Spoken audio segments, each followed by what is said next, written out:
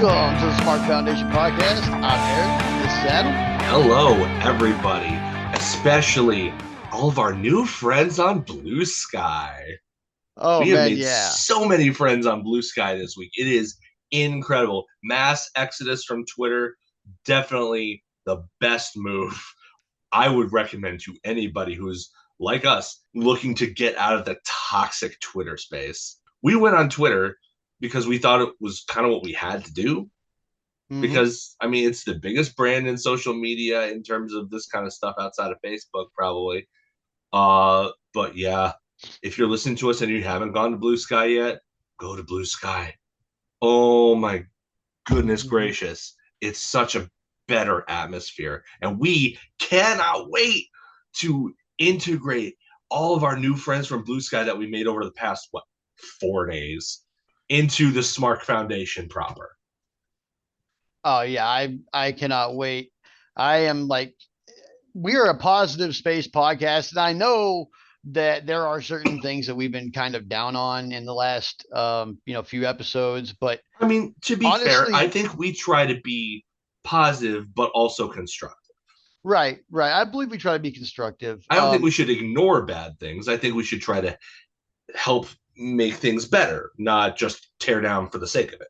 Right. But what I've found being on Blue Sky is just there's a lot less of a feeling that I need to address things that are disliked, because there's just not, people just aren't focusing on that.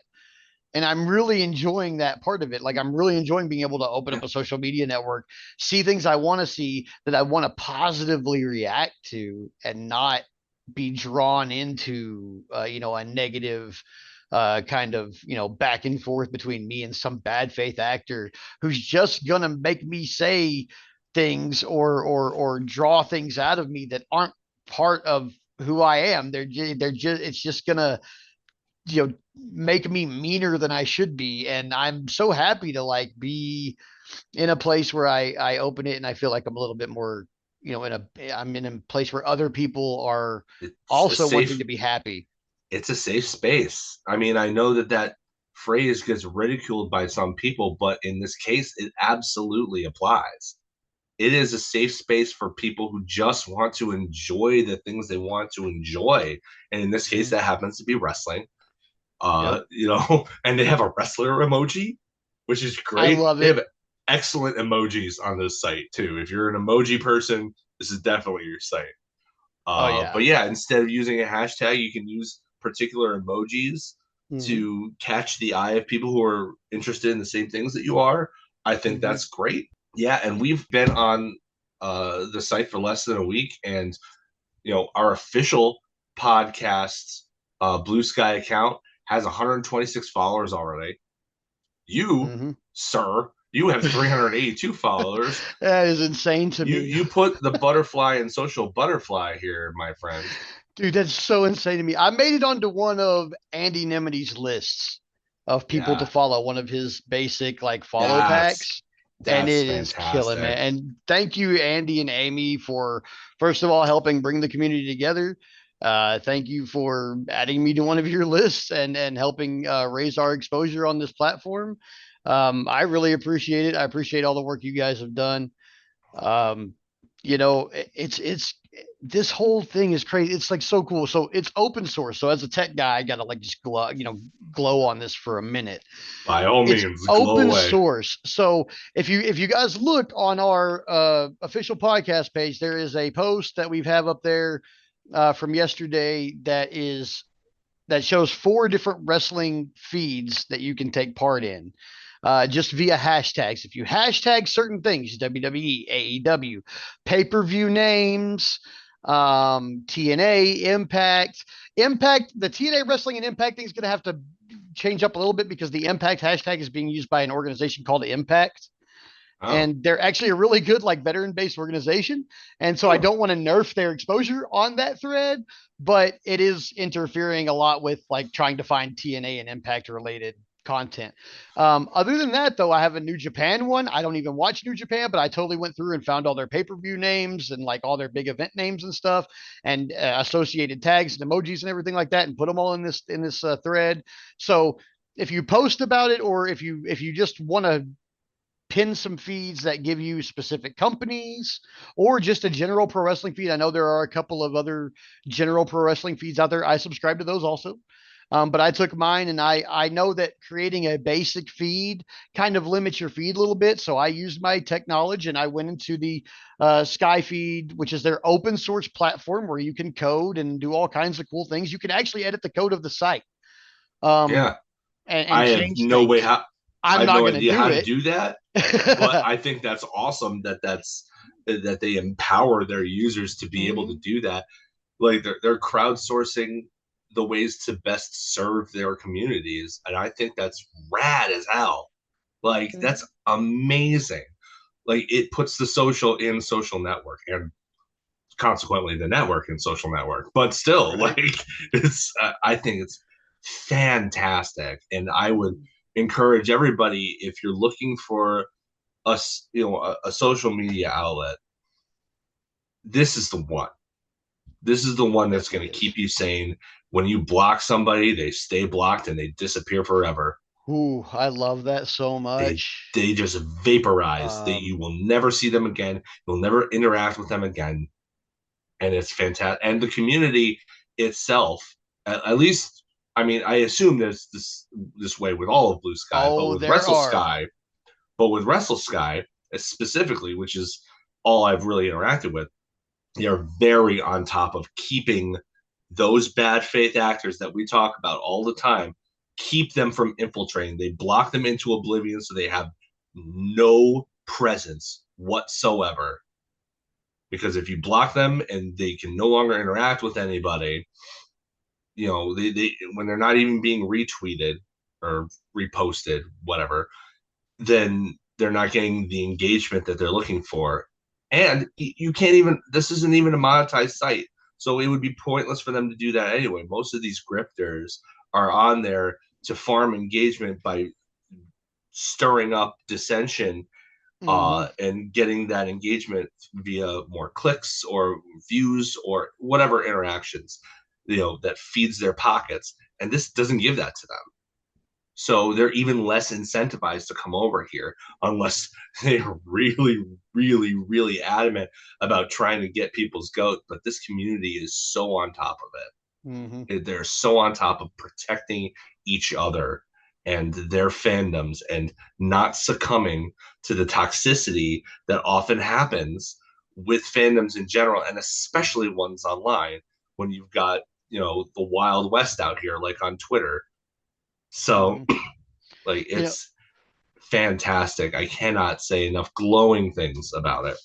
I will say this. I did see a post, like on my first day on Blue Sky, where somebody was like, I don't ever want to hear the words IWC or Smark, which that one hit me because that's part of our name. It's part of our name. But they were like, I don't want to see IWC or Smark or any any of that stuff anymore. And I was like, no, no, no, no, no, no, no, no, no. With We Blue need a Sky we here, need we're a taking it union. back. We're Yeah, taking it back. we do IWC need an belongs to us identity. again. We do Smark need an belongs to identity. us. Yeah, this is no longer Yeah, a thing for the bad faith actors. We're taking this back. It yeah. is us. We are We going are like reclaiming it. we are not. We are still going to be known as the IWC to the greater public. To like when people talk about the internet wrestling community, that's what we are. Yeah, So if they say it's a toxic place, we're taking it back. We're making it a non-toxic place, and yeah. I think, just get on board for that, because I think Blue Sky is going to be a big shift, especially like it's not just us. Um, Oh, gosh, it, no. the political left has basically moved to Blue Sky. Swifties have moved to Blue Sky, which is wild. There's so many of them. Yeah, The last count I saw was 14 million. It has to have like doubled or tripled in the last couple of days. yeah. It Um, has. either way, I mean, I know that like I went from having almost no real followers on Twitter. Almost everybody that followed us or our accounts were some kind of weird bot, Yeah. to The having, vast majority of my followers on Twitter at that account is a porn bot.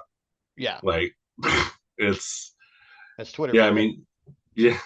You don't follow back. They don't ever post anything. Like, it's a useless interaction. Like, Mm-hmm.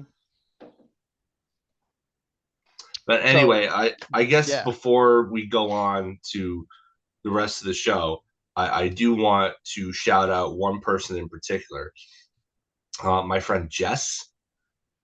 We were talking in Discord, and I was lamenting earlier this week about the need for Twitter or whatever. It's like, man, I was lamenting. It's like, ugh, I don't want to stick around this hellscape. And she's, when you're surrounded by, let's face it, uh, fascists on all sides, and Jess just said something very, very simple and but very compelling, and it just connected the wires in my head. And she said, well, I mean, is that really the audience that you're looking for? And I'm like, you know what, no. So screw this, where's everybody going? And that's when my other friend Ian spoke up in the same chat conversation. It's like, I think most of the people with our same viewpoint are going to Blue Sky. And that's when I went over, and that's when I texted you. So honestly, this this whole situation, this whole completely uh changing shift that you and I are going through with this podcast as it relates to Blue Sky is really down to my friend Jess. So I really want to shout out Jess's name. I won't give a last name in case she wants to, maintain her privacy, but she'll know that we're talking about her. And I just want to say thank you so much, because I have a feeling that this is going to be great for not only our podcast, but our individual lives and our sense of mental peace, and also Mm, the larger wrestling community in general. If yeah. we can, if we can convince enough people who are sick of the BS on other social media sites, specifically Twitter, to come over and join us here, I think everybody's going to have a much better time. And you're going to be much happier fans without the people who are actively sowing division for the sake of, their pocketbooks, or even just because they want to troll people. Like, what a useless use of your time to just troll Mm. people on the regular. Because you prefer one brand over another? Do Pepsi fans troll Coke fans like this? Like, this is dumb. It's so dumb. I mean, I like Pepsi and my wife likes Coke and she hates Pepsi, so I kind of do, but it's my wife, so it's like my job No, to that's different though. irritate You her a don't little. go you don't go out on public forums and looking for fight to Yeah. cause fights over cola. Like if you drink Coke, you're Needling the your spouse worst is one person. thing. Like Yeah, that's going out in public and making your entire identity, I like this thing and this other thing that you like, I hate. And so I'm going to be a jerk about it. That serves nobody. It no. is completely it's masturbatory. It is completely worthless. That's all I Exactly. have to say about that, because Heck yeah. this is supposed to be a positive show and a positive experience. And here I am getting heated. So All I right. apologize. Well, let's get back to the positives mostly, and Yeah. we'll hit the entrances for our lockup. And our lockup this week for Raw from November 4th, 2024. You know what? There's only a couple of things I didn't like about this show. I'm going to qualify this because I watched this show twice. The first time I watched it, Oh, I either was distracted or something. I really wasn't into it. And the second time I watched it, I found a lot to like about it. So, the thing I didn't like overarchingly mostly is that it was a Saudi Arabia Raw. I try not to watch the Saudi Arabia shows. I just read the Crown Jewel results, but for Raw, I gotta watch it, man. So I yeah. did watch this Saudi Arabia show. So I didn't like that, but let's get on to the stuff I did like. First things first, they brought Liv Morgan out like right off the hop, and she's not wearing that ugly crown jewel belt. And they didn't inform us that the crown jewel belts are locked away in a vault at the WWE experience in Riyadh, where they shall remain. Thank you, WWE, for letting Saudi Arabia just keep their ugly freaking belt. Yeah, yeah, Like I'm cool with it. They didn't have it. This is one of the only times you're ever going to see me be like, this person has this title and they're not wearing it. I'm okay yeah. with this one. It's Let's not be ceremonial reminded of anyway. it all the time. Yeah, it's ceremonial anyway. It's not going to be Um, defended. Next thing I like that Dom has nuclear heat even in Saudi Arabia. Like he tried to talk and just got booed out of the freaking building, and a sold out same exact stadium where they did Crown Jewel. It's a lot of people. This was probably one of the biggest Raws with the most like into it crowd. Like Saudi Arabia, like I don't agree with your government, but you people out there love your wrestling, and it's really cool. I Like, mean, international crowds in general tend to get really into it because they don't get it that often. Like Saudi yeah, Arabia gets it more often than, say, I don't know, Mexico, even. Like yeah, WWE doesn't even do Raws from Mexico. They'll do like a one tour with like yeah, two house shows, and that's it. But they don't get big shows, and yeah. no, they no longer get the big show because he's in AEW. But no, I mean seriously though, those international crowds. I mean, uh, as somebody who won a Slammy from the most influential international crowd in history, from the Raw after WrestleMania 29, um, where the night after WrestleMania became a big deal. Yeah, especially those Europeans. Yeah, they make their own fun. If they're not yeah, having fun, they make their own fun. They are there to have fun, but you know they're they're going to have gonna. fun hell or high water, whether it's Yeah. because of what you're providing them or not. And when you go on their turf, I mean, you saw the way Puerto Rico reacted. You saw the way Mm-hmm. uh, uh, I can't remember which city in France it was, but when they went to France and Yeah. Bash in Berlin, I heard similar things, right? Oh, dude, that So crowd was soccer yeah. chanting the whole time. My wife was getting annoyed by it, to be perfectly Well, I honest mean, with you, because honestly, they that were doesn't. freaking going, Germany man. wrestling is huge in Germany and has been for decades. Yeah, definitely an underserved market. For sure. Uh, WXW is still strong there. God love yeah. them. So Dom has his nuclear heat with this loud crowd. And then Liv's talking her smack and all that, and then Jade and Bianca show up. Cool. Liv's talking shit about him, like who's gonna turn on who and all this, and doing her thing. And Bianca's just smiling in her face like a psychopath before doing the double take turnaround and smacking the taste out of her mouth. Like, holy crap! It was a whole hand pimp slap.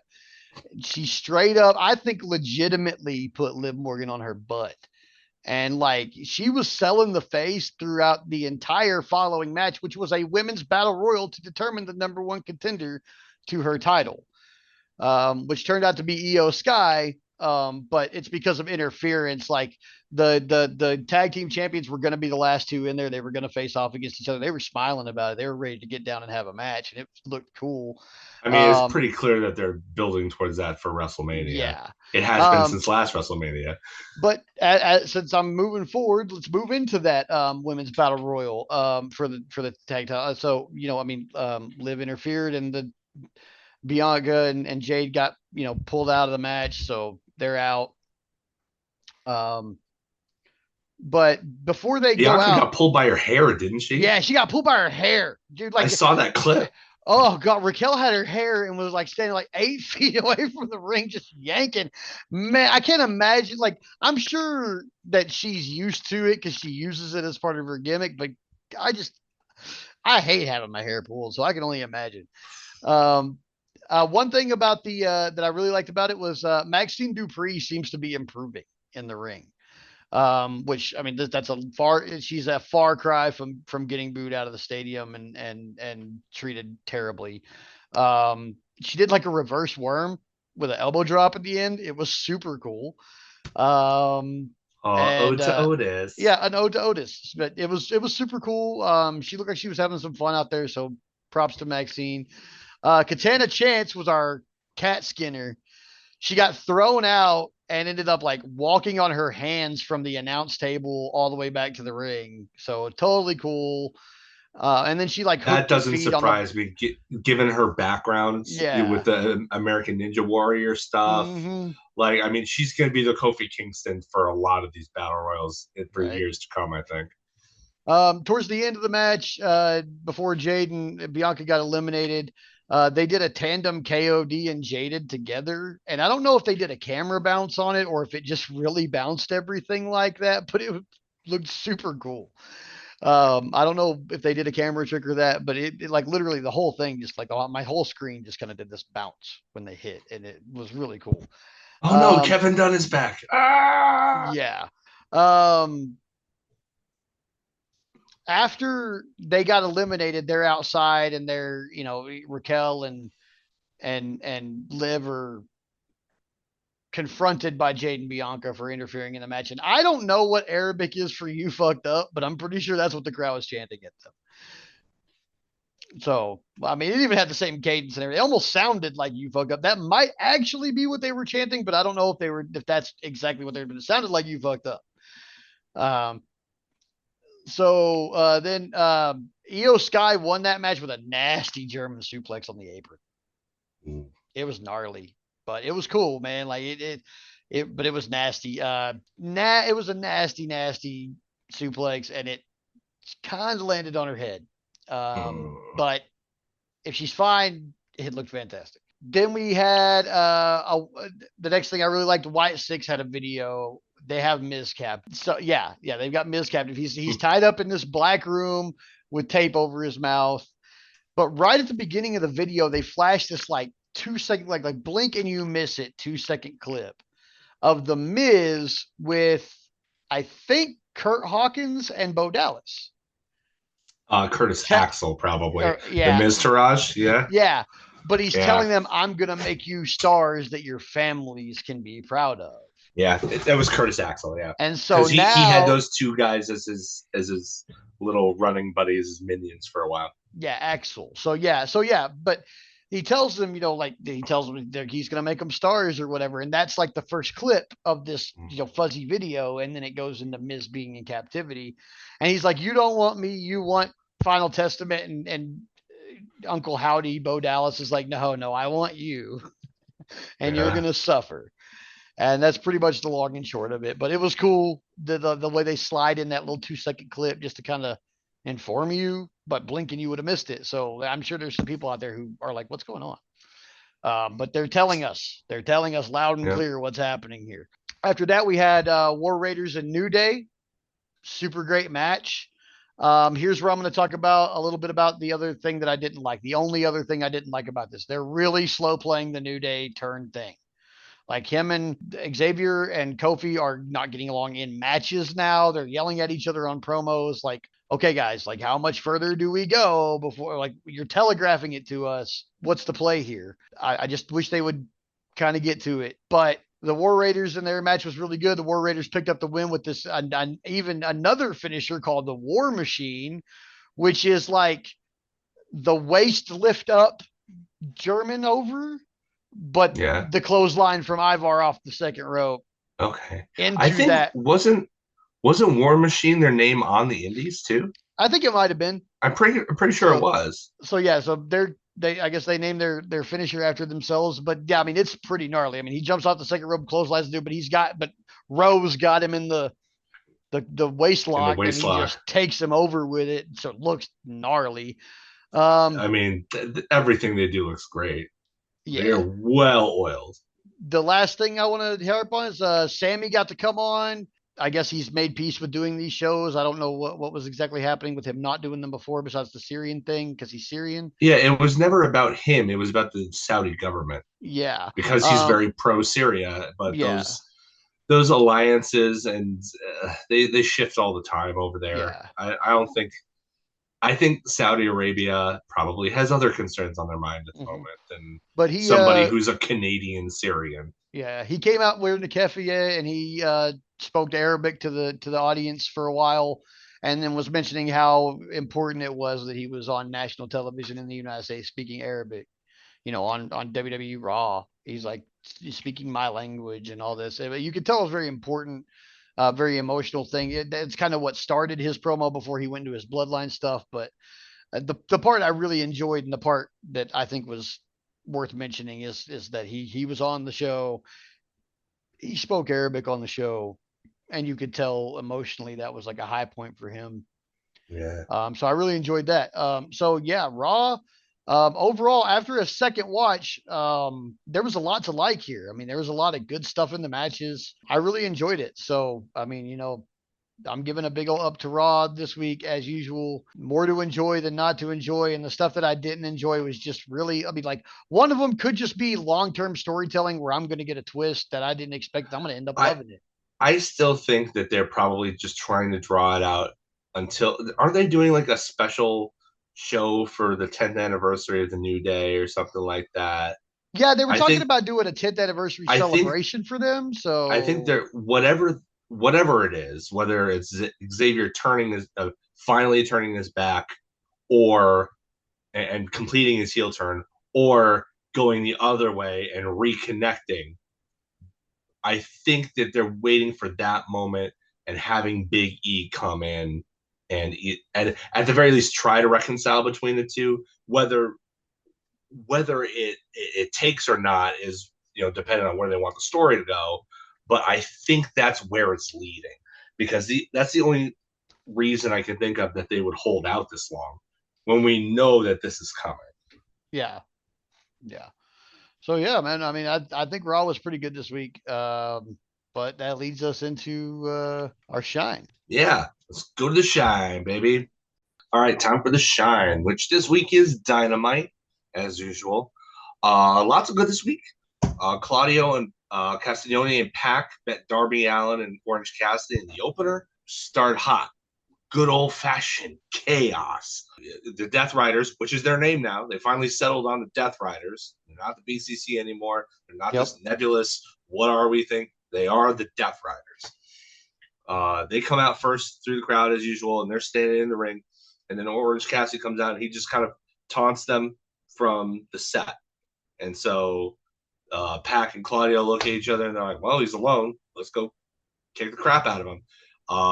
But before they can do that, Darby Allin, who had been hiding on top of the tunnel, comes out and just throws his body at them, like Darby He Allin is does. wont to do.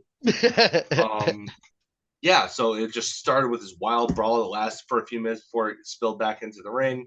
Both of them, both Orange Cassidy and Darby Allin, take turns both playing playing the babyface in peril and the one to get a hot tag. So it protects both of them, which is always good because they're going to need Darby down the line.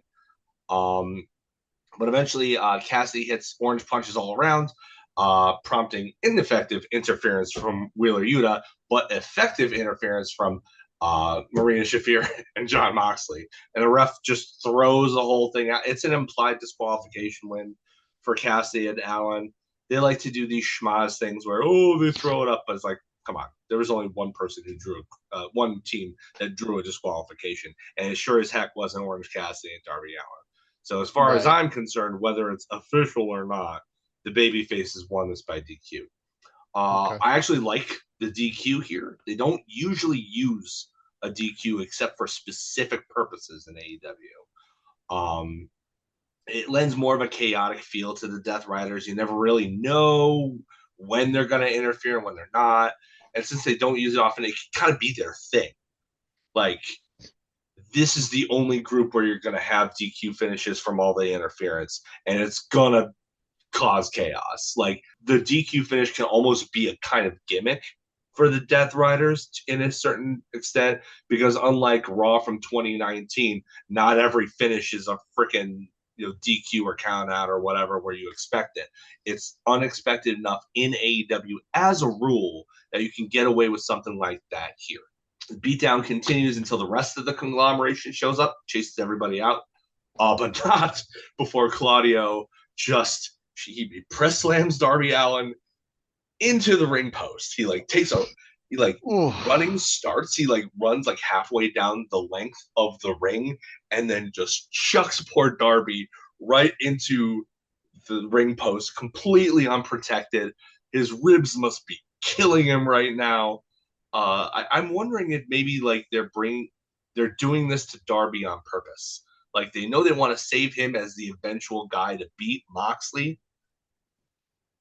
but they can't have him be so involved in it early on because then you're asking why isn't he the one doing it now? Mm-hmm. So he'll show up when he's healthy and then just continue to get like thrown into things that injure him, for weeks at a time to kind of Mm-hmm. delay the inevitable. And in the meantime, other challengers can kind of slot into that, thereby delaying Darby and writing him out of that prime spot for the moment. Mm-hmm. If that's the case, I mean, it's my personal opinion that Darby Allin must be thinking of different ways every single time he enters a ring to creatively get destroyed. So it definitely serves to accentuate his positives. Yeah. Uh, I worry about the dude's long term health. I didn't want him going up to Everest, so I want him to be around to actually beat Moxley. So let's just hope he doesn't get beat up too much. Uh, Directly after this was the Learning Tree versus the Conglomeration, and you know, I know I've been down on Jericho for the TV time that he takes up and stuff like that, his positioning, but I have to say, honestly, once you put him in the ring in these no DQ situations where multi-man situations where his age isn't so readily apparent and he can kind of rely on some of the gimmicky stuff around and the other people around him to Mm-hmm. do some smoke and mirrors stuff to kind of hide his age. Yeah. He's actually really good in the role. Like he is like in those little spots, you know, this was a crazy fight without honor, and I gotta say, this gets a thumbs up from me too. Like it was, they protected Bill here really really well. They continued to protect Big Bill. I think down the line, they probably are thinking of strapping him up at some point with like the TNT title or the international title or something like that because they are protecting him so hard. Like he's being protected like a big man of his size should. To the point where the only way that they actually he cleared the ring of the baby faces a couple of times, but he was only taken out when he was fighting with Kyle O'Reilly out towards the fans and in one of those little where the stairs are and there's the little overhang where Yeah. there were some tables set up and one of those big travel crates there. He got up on the travel crate with him and he was attempting to choke slam Kyle O'Reilly through that, but Kyle countered with a guillotine choke and they both went through. So they were Yeah. both eliminated, but what that really meant is that Big Bill was finally eliminated from the equation. Mm-hmm. Uh, and from there, it was, I wouldn't say it was academic, but it was far more of a babyface controlled thing. Mm-hmm. They teased the finish with Briscoe hitting a froggy bow on Jericho from the top of a ladder inside the ring, which looked insane. I mean, I bid on it. I totally thought that was going to be the finish, but Brian Keith comes in, I think, with a kendo stick and beats the crap out of him.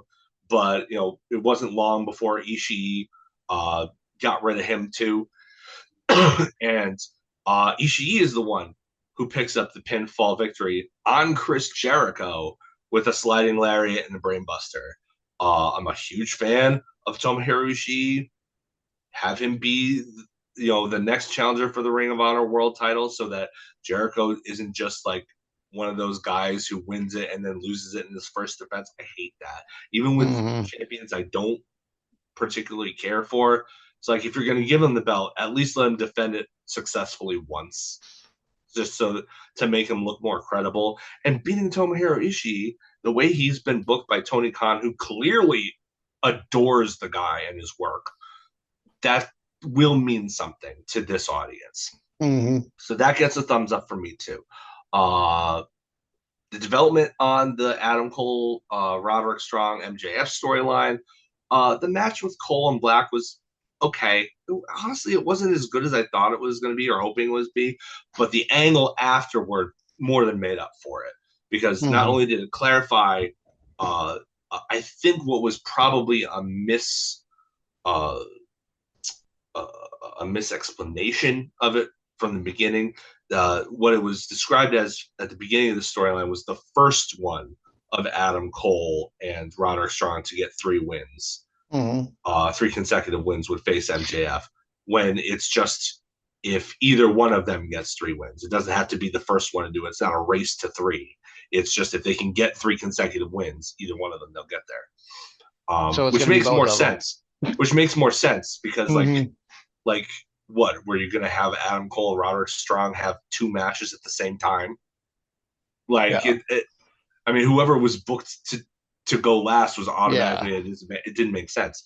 So they clarified this. It was just the first one of those guys to get 3 or whichever one of those guys rather was getting 3 wins would face MJF. And they further clarified that Roderick Strong had talked to Tony Khan about if they both got 3 wins, then they would make that a 3-way match. Don't know why he started with 3-way instead of being talked into a 3-way down from a handicap match. That would have made, I think, a little more sense. But I think maybe that's just broadcasting the turn. I mean, Mm-hmm. that probably, I mean, I kind of don't want that because honestly, I'm kind of digging babyface Roddy. His work as a babyface in this run, 2 matches in, has been stellar. Really, honestly, like his matches, and we'll get to his second match Oh yeah. later. Yeah. But like his matches have been fantastic. The one with Shane Taylor, the one with Mortos on Collision this week. I mean, as a babyface, he's worked so well, just as effectively as he has been a heel this almost his entire AEW run. So I Mm-hmm. think he's one of those Swiss Army knife players. You can pretty much plug him in to whatever you need from him. He's got the tools. Yeah. Yeah.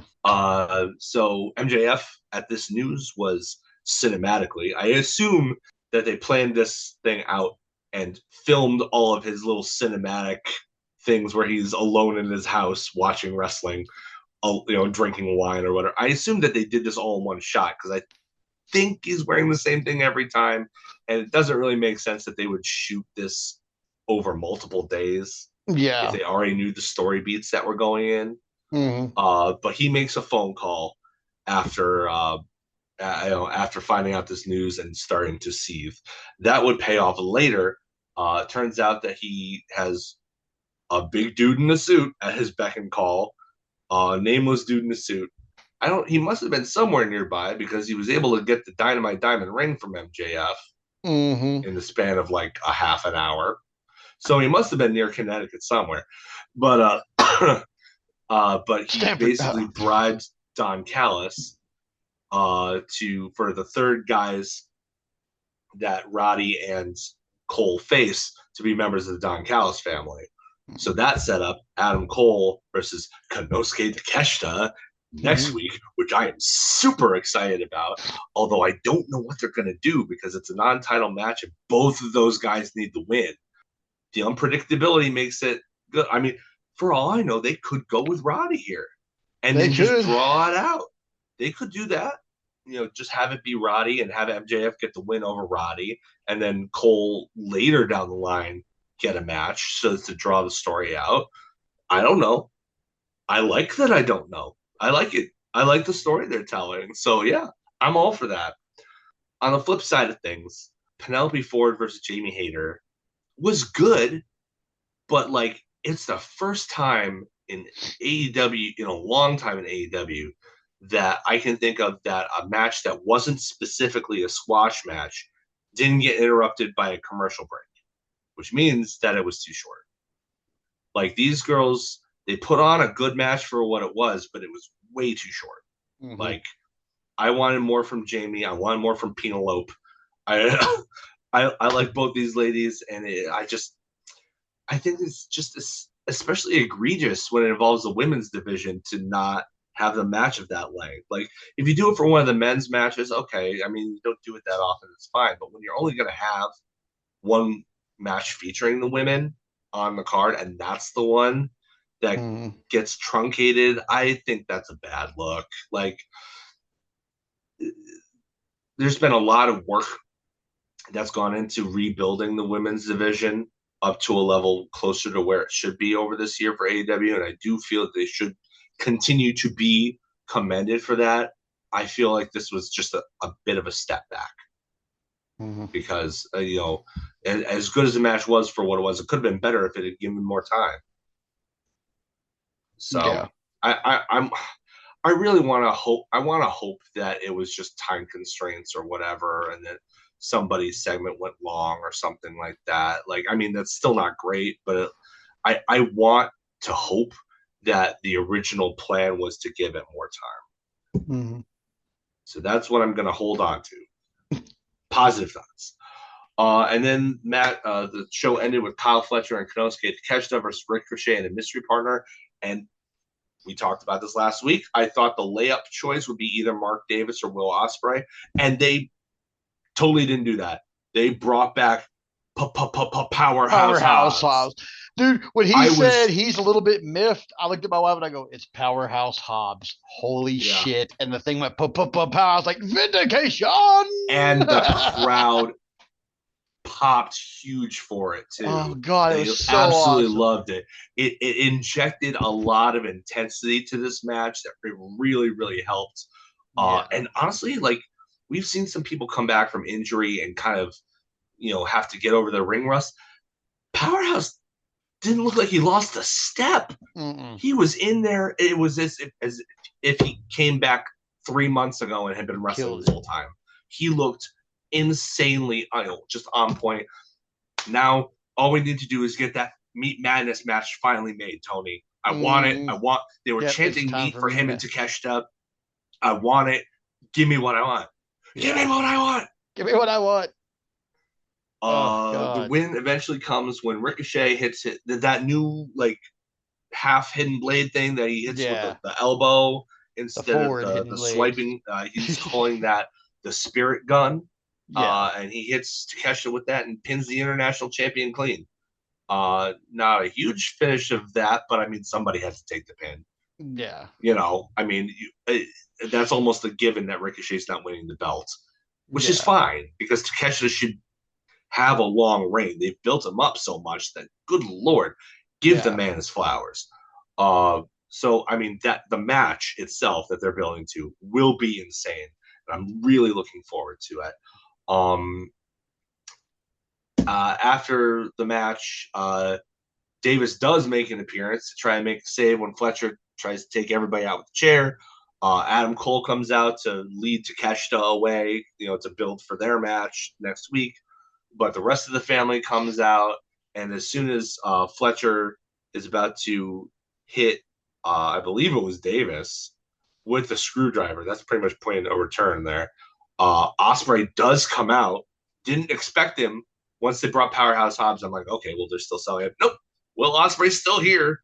And the baby faces clean house, and all in all, just great stuff. It pulled a lot of threads together into one Mm. big yarn ball of great wrestling.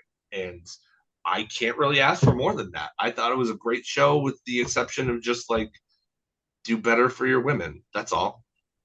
Yeah. Yeah, I think that's the general consensus I've been seeing even online is like they just need more time. And like I know there was a guy earlier, he posted like I don't know if people are gonna ostracize this guy or not, and I hope not. And I can't remember what the name of the account is. And I'm not gonna contribute to his ostracization because I thought it was a good point he made. He just posted the timing of the three companies of the time that they gave women across all of their programming for the week. And despite the seemingly deeper wrestling fandom having a bit of a adverse relationship with WWE, they are far and away giving their women the most time Even on more than programming. TNA, really? Yeah, like TNA something is something to the TNA's order of traditionally been very, very invested in its knockouts division. TNA is giving more time than than AEW is, but WWE is giving more time than TNA by at least a half an hour across the program. TNA also only has one show. That's true. That's true. So But they have yeah, one show and they're giving more time to their women than AEW is. yeah. And AEW I has mean, three shows. And yeah, now I'm not like I said, we don't complain without offering some construction on this. yeah. Just give the women more time. I think that's a very simple answer. Like, Somebody else. I mean, it's kind of a pointless thing to bring up because it's pretty obvious that Rampage is getting canceled. But somebody yeah, on my, it wasn't Blue Sky yet. It was somebody on my Twitter feed proposed just making Rampage a women centric show, and I'm not opposed. I I'd watch it. it's a question of what is more important, the time given to women in general, and this would be helping them with that, or if you just throw them on their own show, does that make them lesser than the men's action?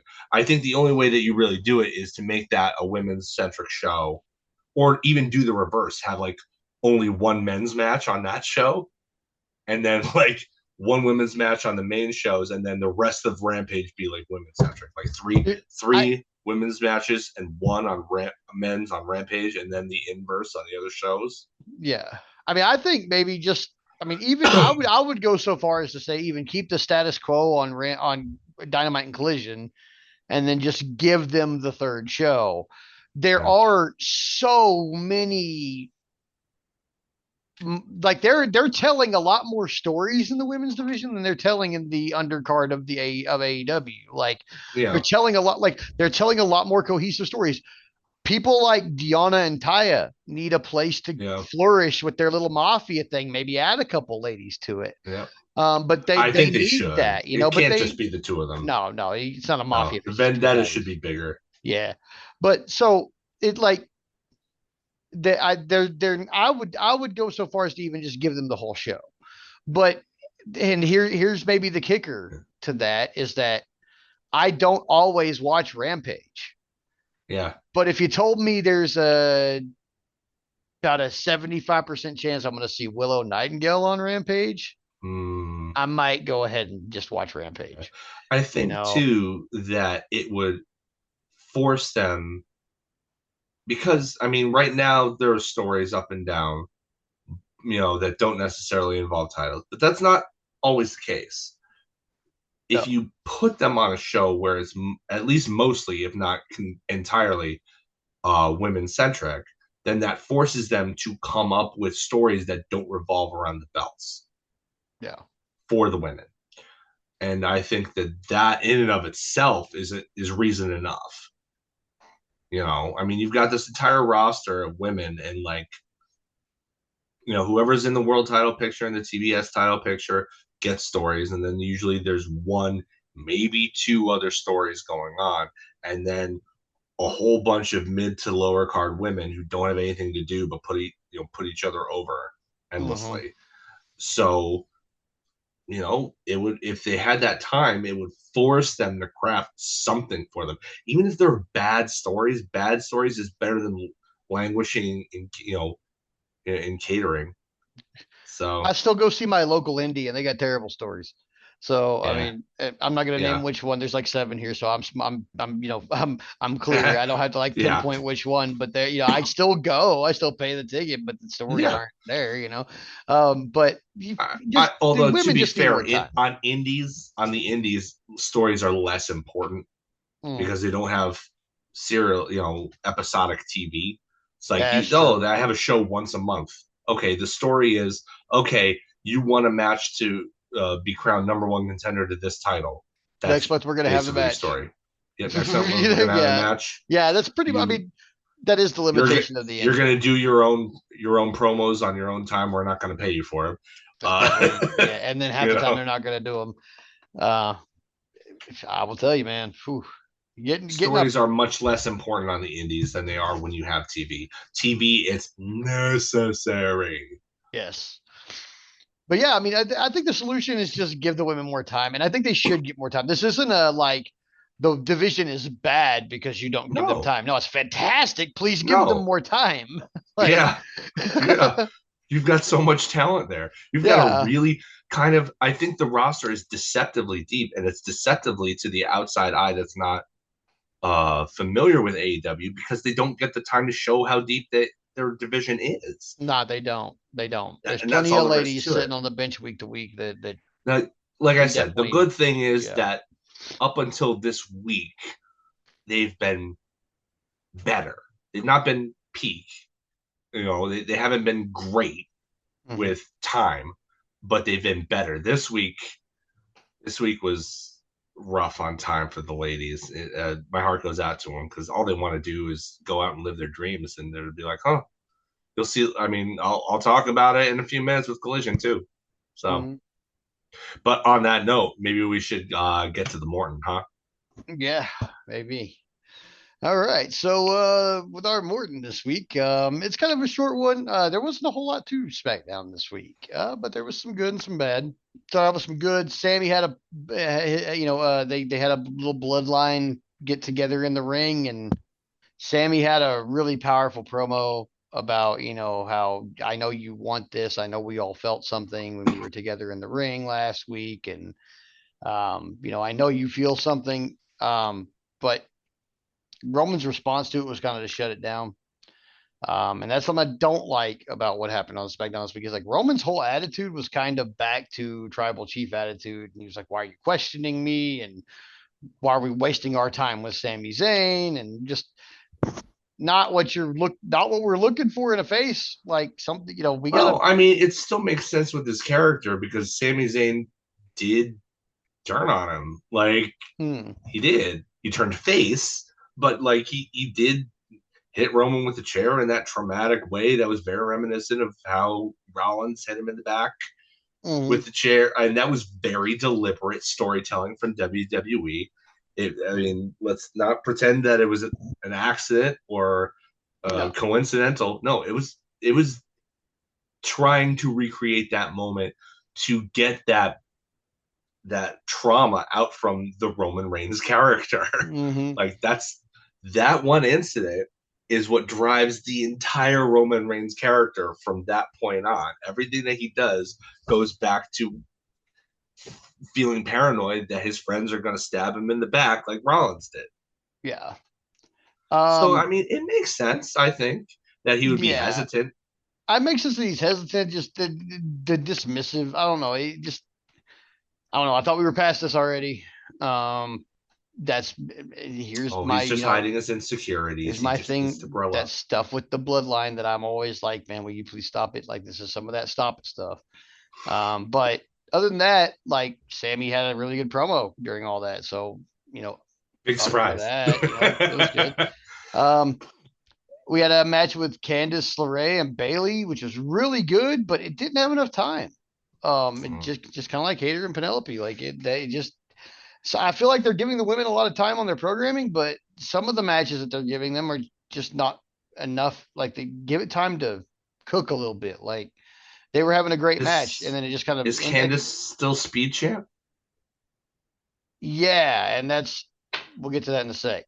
So the match was good. It was just too quick, but it was really Hmm. good. It didn't come to an abrupt end or anything. There was a proper finish and all that, but it was just quick. Now Candice is still the speed champ, and once again, we're back to our old school point of why are they called? They're talking about how she's the speed champ, and she's not wearing that title, man. She's not. She's not doing it. I don't know if she's Did the Bailey beat champion. her in less than 3 minutes? Bailey did beat her this time, but she beat Bailey last time in their last one on one, so it wasn't But I like mean, the timing there was it the 3 minutes? Were they setting up uh for a speed title match? Do you think? I think it might have been a little bit longer than 3 minutes, but it was Okay, pretty quick. So it might have been. I mean, I don't because know. I could see that happen and be like, it was non-title match because it's not on speed. But if Bailey puts her away in the Mm, within the 3 minutes that normally a speed match would take place in, you could justify her getting the next shot instead of doing yeah. these little mini tournaments they like to do.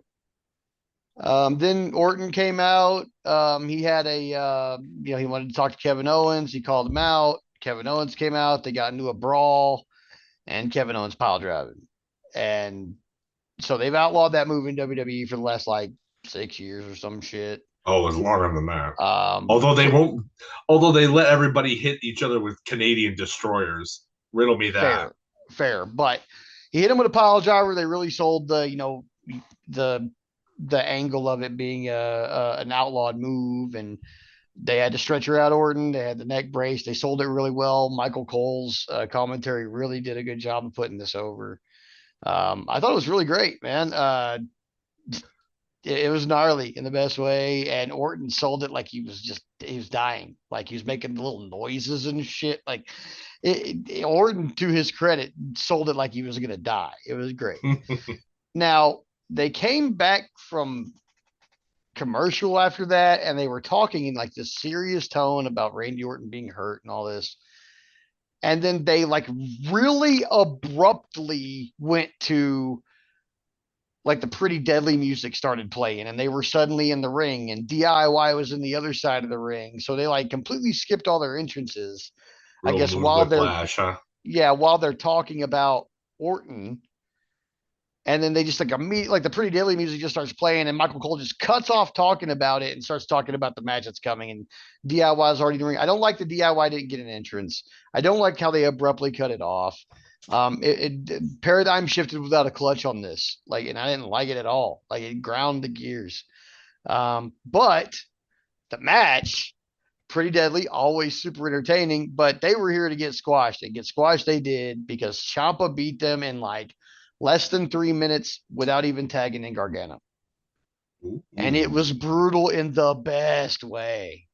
It was Yeah, brutal in Champa the can really best lay it way. in Yeah, when he he's really given a can. And reason he's to. playing a pissed off character right now because he's Yeah, mad that the Motor City Machine Guns came in and like took their spot. yeah. And so, I mean, he is playing it the best way. It's super awesome. And You missed. You were probably taking a vacation from your fandom for most of NXT's glory years, weren't you? no, I actually made returns just to watch Gargano and Ciampa tear each other Oh, apart in okay. NXT. Okay, Like, good. I was gonna say if you came back uh, for any one if thing, there was any one thing that I was going to come back for, that drew me in, and I loved watching them dismantle each other in oh, they're NXT. It was so good. great. Their I still fights. say Go ahead. Ciampa's amazing. Johnny Gargano should be in that consideration for best pound for pound wrestler in the Mm-hmm. world. Like he's so good. The stories he tells in that ring are fantastic. Oh They yeah, may be a they're little great. long for people. He likes his 40-minute matches, Not for me. but like I'm I all love it. about it. Give me more Johnny G. Oh yeah, for sure. But yeah, so I mean, but basically, in a nutshell, that was all that I really liked, and everything else I was. Then there was more bloodline stuff, but it was like a solo, crowning ceremony basically, and Roman interrupted it. I mean, at this point, I would like them to do something that I don't see coming with the bloodline story. And while I'm enjoying the wrestlers involved in it and the matches that come out of it, I'm just really not like I like the Sammy part, and then the rest of it's kind of like I can see all of it coming. Like they're having a crowning ceremony. Of course, Roman's gonna interrupt it because he's in the building. Is he really gonna acknowledge him? Hell no. Like it's like they're cycling through it year after year, the same things over and over again. And they get new people they portray. They do, Then now they got the whole. Now it's two bloodlines, and they're playing a very classic heel and face dynamic with it. But I think it might be too classic to the point where like I kind of see everything coming, and I want you to surprise me. And if they do, it fixes all this. It's kind of the same with the New Day thing. Like if there's some kind of swerve coming that's gonna take me go, whoa, okay, I'm all for it. But if we're just gonna play this out the way we think it's gonna play out, then please by all means play it out faster. Well, I mean, Survivor Series is coming up at the end of the month. I mean, it wouldn't surprise me. I mean, the rumors have been the War Games match Bloodline versus Bloodline for months now. I So, I think it's gonna mean, be rad, but I don't know if it's gonna be. Is it gonna be 4-on-4? Is it gonna be 5-on-5? It looks like we I have think it's two new probably going to be four on signings. four. I don't see. I don't. I mean, who else could fit in there? War Games matches Because are 5-man teams though, so I'm kind of I don't know, I mean, man. there have been 4-man ones. I mean, anyone's involving the Four Horsemen were always 4-man. So Well, I I mean, mean, JJ Dillon was always involved in those too, well, so that's yeah, technically a yeah. 5-man. But yeah, I mean, other than that, SmackDown was pretty good this week. Just there just wasn't a lot to it. It didn't seem like there just wasn't a lot there. I'd like there to be more like Raw and SmackDown run the same time, and Raw seems like it is packed with content, and SmackDown seems like it's kind of spaced out more. And I mean, I'm cool with the different paces.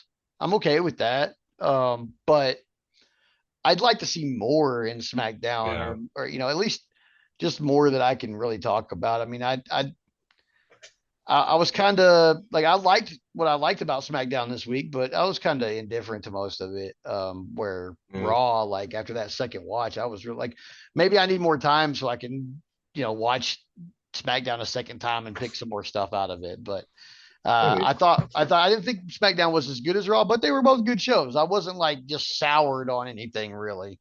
So I mean, I enjoyed them both. So yeah, WWE this week was pretty good, but I think that takes us to our hot tag.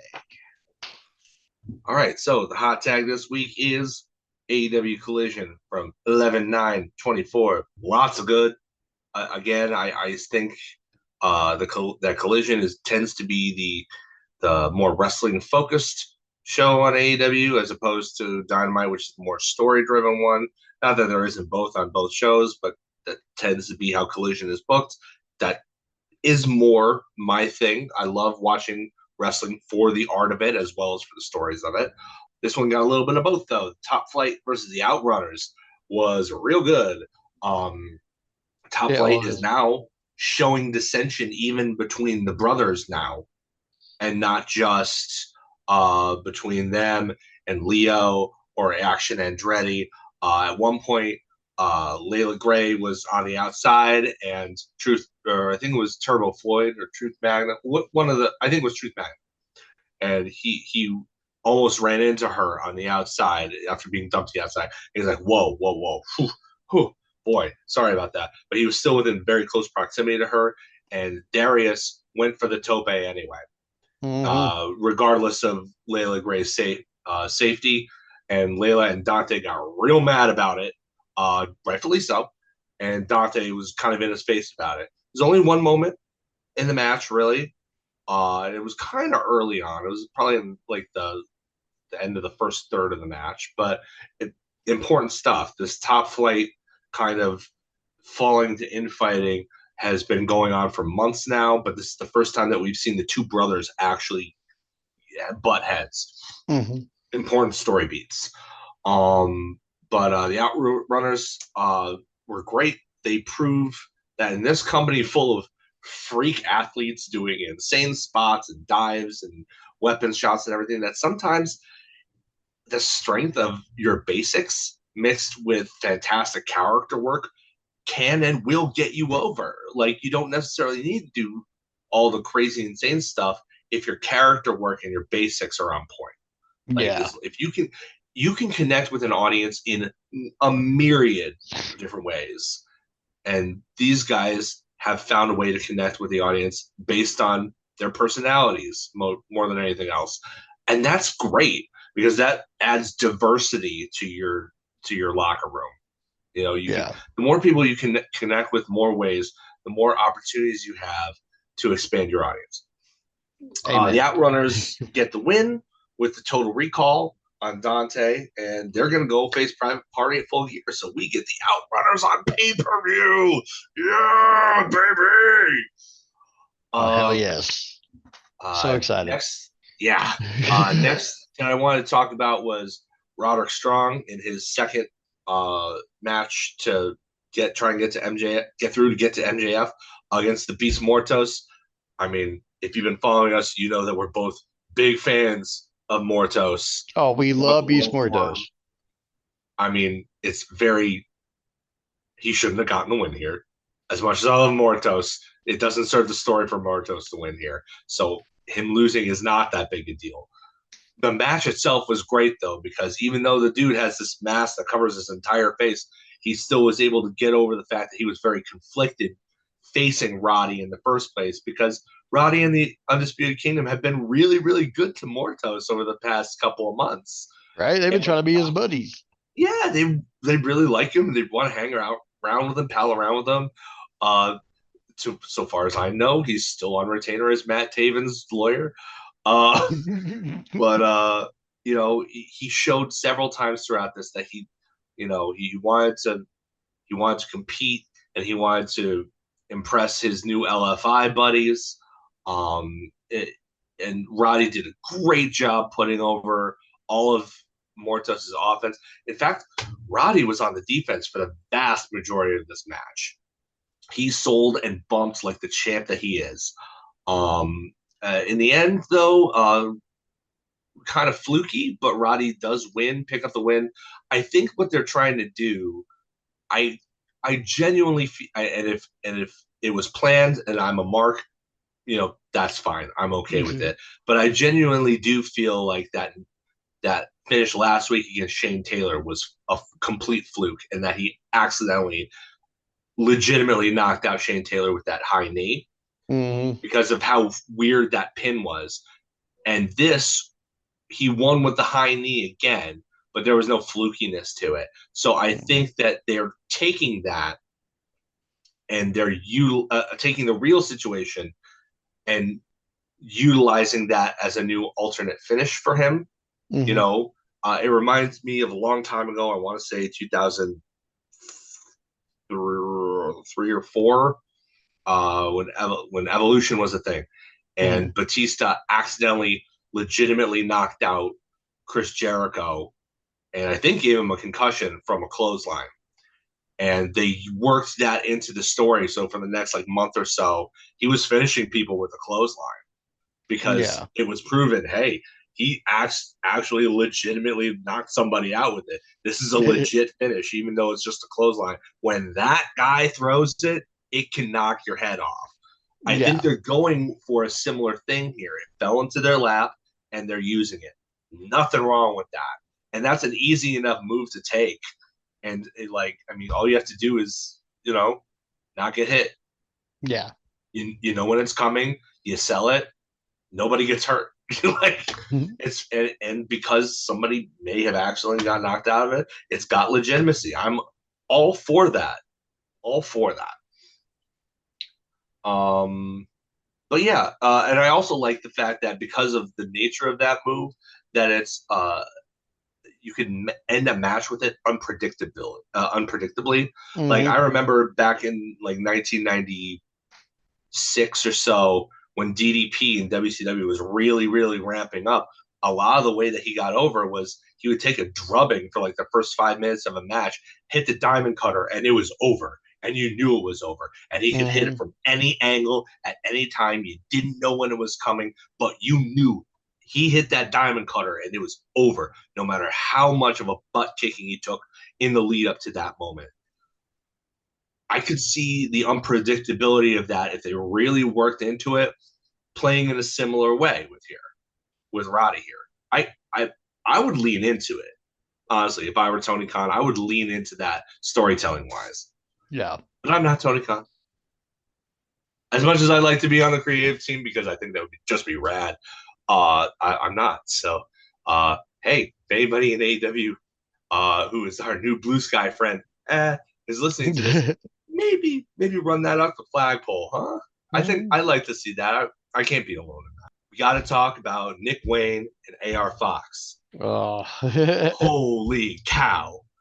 I mean, AR Fox goes to the ring, and then Nick Wayne shows up on the big screen, and he takes a page out of his father, Christian Cage's playbook, and says, "Hey, you know what I just found out? Today is the anniversary of the death of your dad." We all know that's a Christian Cage thing. He likes his dead dads. And really rubbing it in and putting some heat on there. And Fox, before Nick Wayne even gets to the ring, the camera's following him all throughout his entrance too, which I kind of dug. AR Fox comes cascading over the top rope to attack him before the bell rings and beats the crap out of him for a good 2 minutes or so before he rolls him into the ring. This is great stuff. I've seen AR Fox, because he would go up and down the East Coast, the Indies. I've seen him for years. I think the first time I might have seen him was maybe 2013, 2014, something like that, for 2CW, which was an indie around here for a long time. It was the premier indie promotion in our area for a long time until Excite Wrestling took over. And like the dude was always on the show. He always impressed. I been a huge fan of his, and I was elated when he got signed to AEW. I'm a big Fox fan. AR Fox can, give him all the flowers. He, had some really cool, innovative offense, like he always does. He did like this really cool, like short cutter where like Nick Wayne was on his knees and it just like bam, like just hit him with a cutter. Like I've never seen anybody actually do that. So he's still breaking out new stuff, and he's like a 15, 18-year veteran at this point or something like that. It's really cool to see. And Nick Wayne, I can't say enough about Nick Wayne. At 19, there's no way that he should be as good as he is. He is every single bit the prodigy they promote him as. Mm-hmm. Absolutely. Big fan. Like, just the way he carries himself is just years beyond his experience level. Like, I mean, granted, he started as a teenager with his dad, but even considering that, man, he's learned so much and he has improved so much, and he was good to begin with. Mm-hmm. So, like, I mean, he's the next 5 years of AEW would not surprise me if he's a former world champion and he sticks with the company, because his ceiling is very high. It's very high. The Fox gets some momentum towards the end, but Kip Sabian gets on the apron to distract Fox just enough for Nick Wayne to recover in time to move out of the way of the 450 splash that AR had coming for him while the ref was busy with Mother Wayne. And then Nick Wayne hits his ludicrous new finisher, a double underhook Canadian destroyer. Ridiculous. What in heaven's name? Oh my good Lord. I don't know how AR Fox wasn't dead right there. Looks amazing. But afterwards the patriarchy, they get they help seal Nick Wayne's revenge. They took out this photo, this printed photo of a young AR Fox with his sadly passed away father, and they staple it to his head with a staple gun. Like, so gnarly. I was like this was for a very low card program. This had a ton of good stuff and a ton of heat. Like, mm-hmm. It was real good. I do think though, AR Fox was part of that home invasion thing, which is why Nick Wayne was so upset and he was finally getting his revenge. But he didn't set it up. Are we really going to get Nick Wayne versus Swerve Strickland down the line? Like, they are at very, very different ends of the hierarchy in AEW at the moment.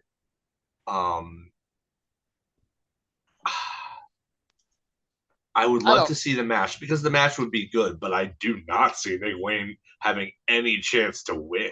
No, not at all. His position, unless this happens 3 years down the line after a lot of coaching and a lot of continuous improvement, and it being Swerve's turn to put somebody else over. Like, I don't see Nick Wayne winning this situation. But it's not out of character for AEW to bring up stuff that happened 3 or 4 years ago. Mm-hmm. It's kind of nice, actually, that they don't treat us like we're stupid, and they I mean, sometimes we need some reminders, but that they dip into their continuity, and everything is supposed to gel, and everything that happened is supposed to have happened. Mm-hmm. It's not forgotten and swept under the rug. It's not, they'll never remember that. No, they reward you. They reward you for being a nerd and remembering these tiny little bits of things that happened years ago. Like if you are one of those very attentive watchers and super fans, you get so much value out of stuff like this, little stuff like this. So, I mean, I can't see that match happening. Even though he is on what appears to be a revenge kick, I can't see that happening now and it working out for him. No. But I could see it down the line. Just say, yeah, my father finally said I was ready, so we're doing this, that kind of thing. I mean, I could see them baptizing him by fire by throwing him there with Strickland right now, but the level of violence that Strickland is on right now would result in a battered and broken Nick Wayne, which maybe that's what we're going for. I I mean, mean, who knows? there's always the chance that he could get a cheap win with help from the Hurt Business, I suppose, Yeah, or Hurt fair. Syndicate rather, Hurt but Syndicate, yeah. Hurt Syndicate. Look at us Again, trademarking you know, it. right? Again, the women's division was kind of let down this week. Like this match, this card only had one women's match, and this time it was a Chris Statlander squash match. Hmm. I love Chris, I do, and she deserved better than this. I mean, and yes, it had the continued angle with Mercedes coming out and tapping her out, making her tap out. So like that's on the table. Visually, there's danger there. I understand what they were going for, but like this whole segment lasted maybe 5 minutes. Yeah. So it's even a bigger example of what I was talking about earlier, really. That said, we in on the plus side for the women's division, we got that awesome Julia Hart return Oh video. yeah, that vignette was crazy, man. Fantastic. Oh, it was Uh, if you rad. haven't if you haven't seen it, go and check it out. It's basically Julia Hart is in her she's on a football field back in her cheerleader's outfit, like she was when she first came to AEW, and what is implied because her face is shrouded, implied to be her dark side, her House of Black persona, is in the bleachers, making her real nervous until such time as uh, her dark side shoots an arrow through Julia Hart's heart. It was very on point. Yeah. Very, and then the ending shot is an overhead shot of Julia in having gotten shot with the arrow, uh, splice cut with uh, I think from a different video from last year of Julia as dark Julia Hart, House of Black Julia Hart, in like a little druid circle or whatever, and then all of a sudden she like wakes up from a dream, like she's in bed and like it's like a second and a half, and she's just like waking up from a dream, and then it cuts it off, and then it goes right to an Outrunners '80s segment. But you're talking about mood whiplash, but Oh taken yeah. in a vacuum. Oh, I mean that was fantastic. Brilliant. I mean some people are better served for surprise returns, like what happened with Powerhouse Hobbs this week. Better served, I think, to have the surprise because it took me. I mean, it immediately invested me. But Hmm. these kinds of things, Julia Hart, best served by having return vignettes like this Hmm. because she is such a character, and she had been so over before her injury, and she had to she was forced to drop the TBS title to Willow, Yeah. um, when they could have probably drawn that out a little bit more and just honestly just probably have Mercedes just beat her for it. But I mean, injuries happen, man. I am Hmm. really excited for Julia Hart though, because her growth has been great to watch. Yeah. I'm really excited for her to come back. And then to end the show, the trios title, Death Riders, Claudio Castagnoli, Wheeler Yuta, and Pac faced off against the conglomeration, Kyle O'Reilly and oh gosh, which one was it? It was Kyle O'Reilly, Mark Briscoe, and uh, Ishii. Hmm. Uh, Getting their money's worth out of booking Ishii stateside. It's like use him as often as you can while he's here. I get it. Yeah. Um, but yeah, good stuff. Classic trio stuff here. Like, say what you want about the booking, and then the stories of the division, the matches in the division since the introduction of the trios titles have always delivered, always been great Yeah. fun. Back and forth stuff here for a while until the commercial break, and then O'Reilly gets just the snot kicked out of him for a while. Eventually, and he does a great job selling. Eventually, there's a spot where everybody hits their big moves on each other. Everyone's down, like everybody's down, and the referee is counting them out. And then Mox's music hits, and he and Shafir come from out of there, and the ref stops counting. Now, normally, I would say, why the heck would you stop counting? The match is still in progress. But Jon Moxley's a big, scary man who claims everybody in AEW works for him under the threat of violence. So I don't really blame the referee for stopping the count. I think it really, honestly, in this particular case, it makes sense. Mox looks to get involved. He's on the far side of the ring, but then Pixie's hit. Where's my mind? And Orange Cassidy comes out, and so they have this great moment where they're on opposite sides of the ring outside, and there's all these down guys in the middle, but they're having a Mexican standoff. It was a great visual. Mm-hmm. The end came when O'Reilly had Yuta in an ankle lock for a long, long time. And they do a couple of spots where, okay, Pac is gonna come in, and nope, he's not gonna break this up. He's gonna get taken out by Ishii, or I'm not sure who took out who, but as each member of the Death Riders came in, they were taken out, and it looked like O'Reilly really could have made you the tap, but the referee got distracted long enough for Shafir to hit O'Reilly in the ribs with the briefcase that is implied to hold the world title belts. Mm-hmm. And then that Yuta hit the Busaiku knee, and that was it. Afterwards, Cassidy orange punched Yuta as he stood in his way. Yuta was alone in the ring with Cassidy, and Yuta was kind of basically blocking the rest of the Death Riders who were on the outside of the ring. He was like the guy and starts, but he just eats an orange punch, and then Cassidy just goes on and attacks, and all hell breaks loose.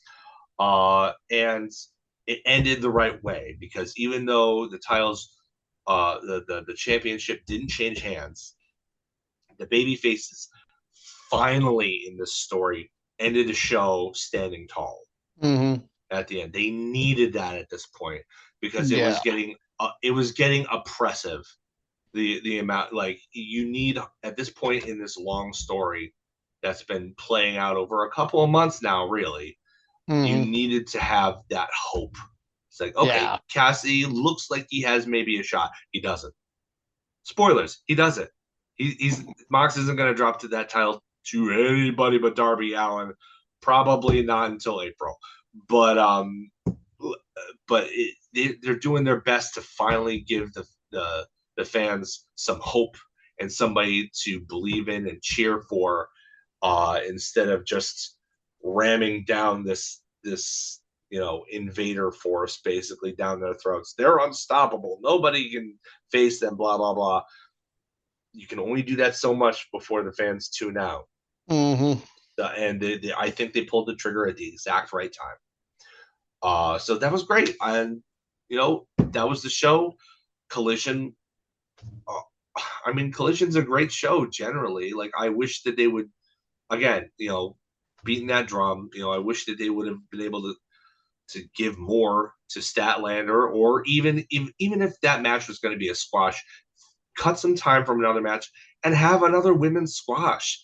Even if it was just another women's squash, at least that would be 4 women getting paid instead of 2. Yeah. 4 women getting exposure on TV instead of 2. So, well, 3, because Monet got in there too, but Mm-hmm. still. Yeah. But yeah, that was Collision, and that's the hot tag. Yeah. Well, now it's time to call it in the ring, like the vet said. Okay. All right. So it's time to call it in the ring. So this week, originally, we were going to do something a little different than what we finally decided on. This week's been hard for a lot of people. We wanted, the original thought was to do something cathartic, but joining Blue Sky again, it comes back to Blue Sky. Joining Blue Sky this week made us realize that probably the best thing we can do instead of focusing on negatives was to focus on stuff we do like, stuff that we can all get behind. Um, as wrestling fans, it's there will be times for catharsis, there will be times for focusing on more negative emotions. But you know what? Again, we embarked on this podcast journey to not focus on those on purpose for the most part, anyway, unless we were being absolutely constructive. And the idea that we originally had didn't really leave much room to be constructive. It was just us falling into the negative feelings that we had at the time. So for us to be better people and to serve our community a more positive outlook, we decided that we are going to, in light of something that you actually didn't touch on, Aaron, as Mm-hmm. part of your SmackDown review, some big news coming out of this Friday was the official reveal of the brand new, first ever WWE Women's Mid-Card Championship. They Yes. introduced the WWE Women's United States Championship. Now, Mm-hmm. I personally think that a mid-card title for the women is a long overdue great idea. But I will say that if you were going to have it be apparently being uh, defended on both of the major brands, I would have preferred they do some not choose United States over Intercontinental or vice versa. I would have Mm-hmm. preferred them introduce as something wholly unique. Like on NXT, the women's NXT North American Championship makes sense. There's only one mid card brand for the men, mid card title for the men there anyway. So Mm-hmm. that grouping makes sense. But if you're going to have one championship held across, being defended across both Raw and SmackDown, but only take the name from the analogous men's mid card title from one brand for the both of them, that to me, they should have called it like the Women's World Television Championship or something like that. Mm-hmm. Something different, unique, and that would also create its own legacy as opposed to always kind of being attached to something else that already existed. Yeah. But that's my only complaint because at they finally have another championship, which means too, Aaron, that they are going to need to amend what it means to be a women's Grand Slam champion in WWE. Yep. I think that means that, technically speaking, nobody's a Grand Slam champion anymore. That's a fair assessment. I mean, I think maybe you have to like, I don't know how you would arrange it, but like Grand Slam means four. It comes Mm-hmm. from a baseball term when you get four runs off a single home run because the bases are loaded. So it means four. Doesn't mean five. It means four. So they'll have to figure that out on their own. Yeah. That inspired us, though, to talk about what some of our favorite historical mid card championships in our fandoms have been. So I have spoken far too much already at the beginning of this segment. So you know what? I'll pitch the first one to you, Aaron. What's one of your favorite mid card championships since you've been alive and watching wrestling? Oh man. So there's like being an older guy as I am, I'm 41 years old. So I've been watching wrestling for a long time, and thankfully I'm not going to take the time to go into like all of the NWA mid card titles, of which there were probably hundreds Well, of I mean, recognized that's NWA because mid they were card regional titles. That's championships. true. That's true. But I think really the first time that I was exposed to and remember like really good runs from what we would term a mid card title was actually the men's U.S. Championship when it was WCW's belt. Um, some of the most influential wrestlers of all time have had runs with the WCW US title. And it was frankly one of my favorites. Going across multiple eras of WCW, but I mean, we have names like Sting and um, Steve Austin, and I believe Brian Pillman held that title at one point. I think so. I don't know, maybe. But I mean, we have Diamond Dallas Page held Hmm. that belt for a long time. But yeah, I mean, I don't remember if it was that one or the television title, but Jushin Liger actually held it once, I believe. I Um, know. maybe Was it it? was a television title. I know who was it? Tenzan. Mm-hmm. Hiroshi Tenzan was U.S. champion for a minute. I think he beat Yeah. Sting for it. In fact, if I'm not mistaken. You might be right about that actually. But yeah, I mean, classic lineage, crazy matches, names you wouldn't think would be attached to a title in an organization like WCW. Just, I really enjoyed watching U.S. title matches. I always thought that it was a good play, kind of like WWE has the Intercontinental Championship. It was a good place for guys to come up through and get to the main card.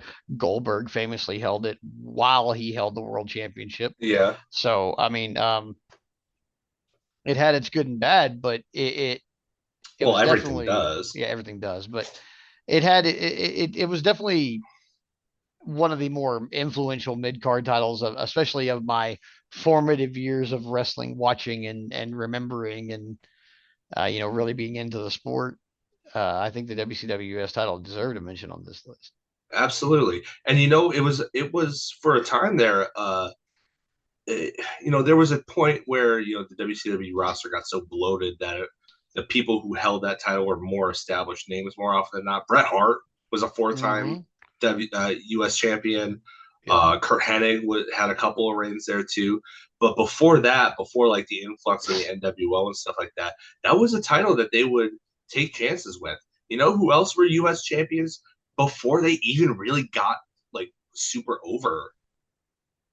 Eddie Guerrero and Dean Malenko were both U.S. champions. Mm-hmm. Like that was kind of big. Like that was like '95, I think. Yeah, 95, Yeah, 96, I think. and if I want to say Eddie beat Ric Flair for it. I want to He say might have like actually. I mean Rick had incredible respect for Eddie and the Guerrero family in general. So it Mm-hmm. wouldn't surprise. I think I'm remembering that correctly. But yeah, like both of those guys, smaller dudes. I mean, Eddie was only 5'8". Malenko was shorter than that. But Mm-hmm. they were both credible champions because they took the time to book them that way. The Yeah. U.S. title was a good stepping stone for a lot of people. No, that's a great choice, fantastic choice. Um, for me, the one that I wanted to talk about was the NWA slash WCW Television Championship. I All mean, it was right. lower down the card than the Mm-hmm. U.S. title, and always was seen that way.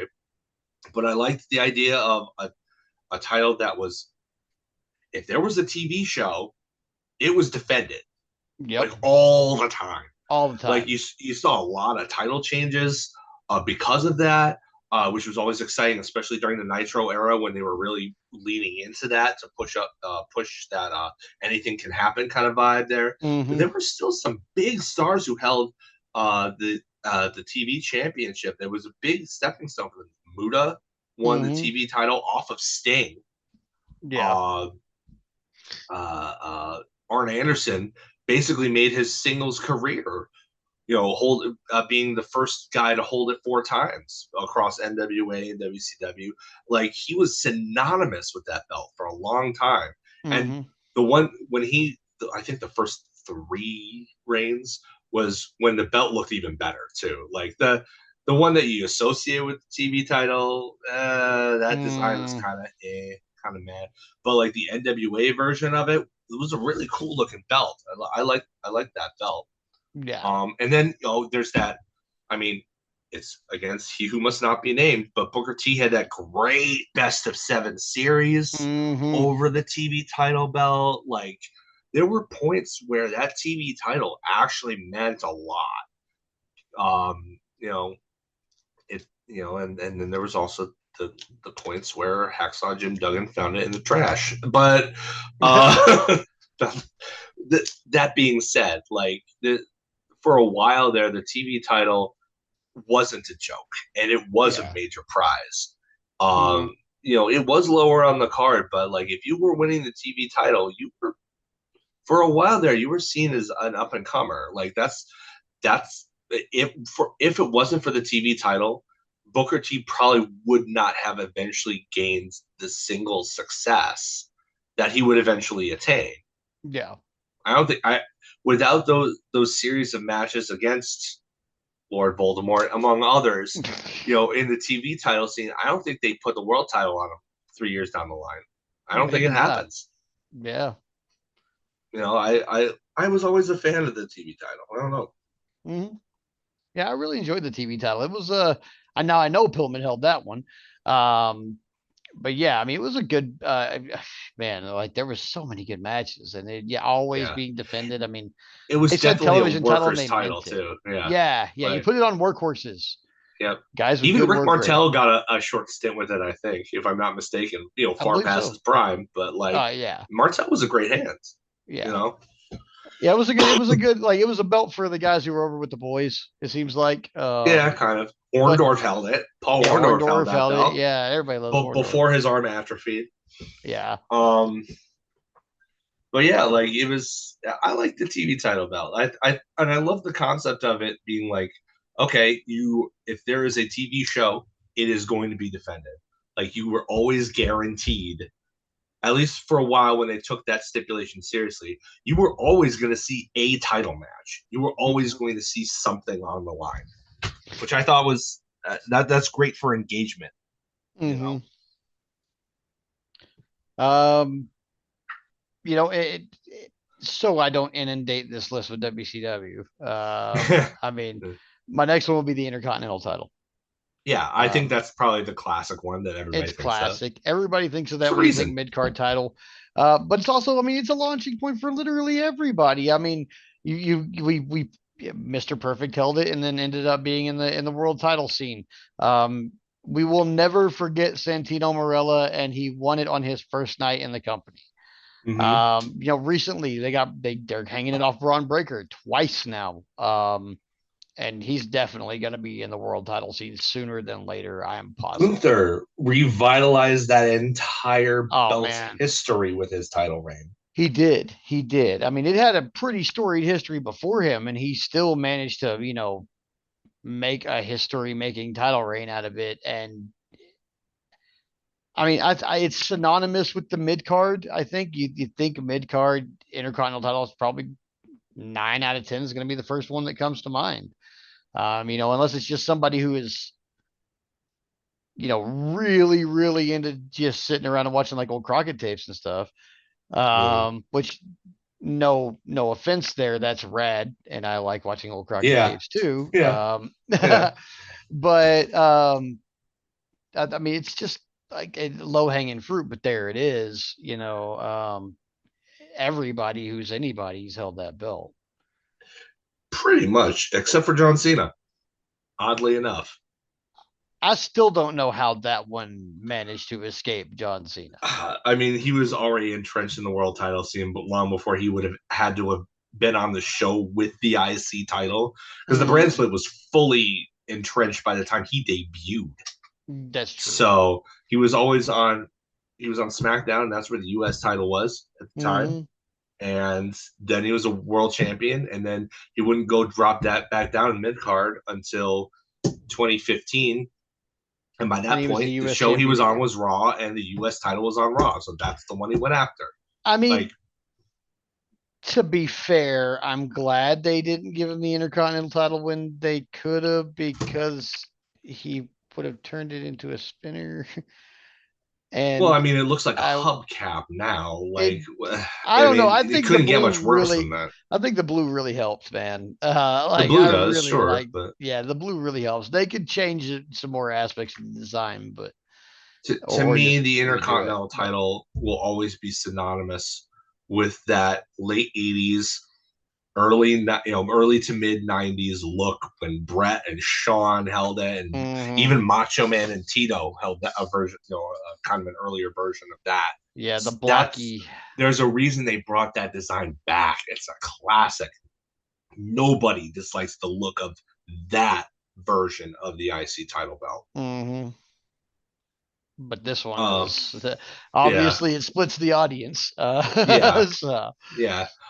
Uh, another one I want to talk about is the TNA/Impact X Division Championship. oh yeah. Like, I think that it doesn't get the rightful credit it deserves. TNA, the reason that you see the guys wrestling, the styles that you see now with the high risk stuff, there's a lot more impact looking kind of stuff. A lot of it's from Japan, a lot of it's from Ring of Honor, but TNA formed around the same time Ring of Honor was, where that style was starting to come close. But TNA had TV.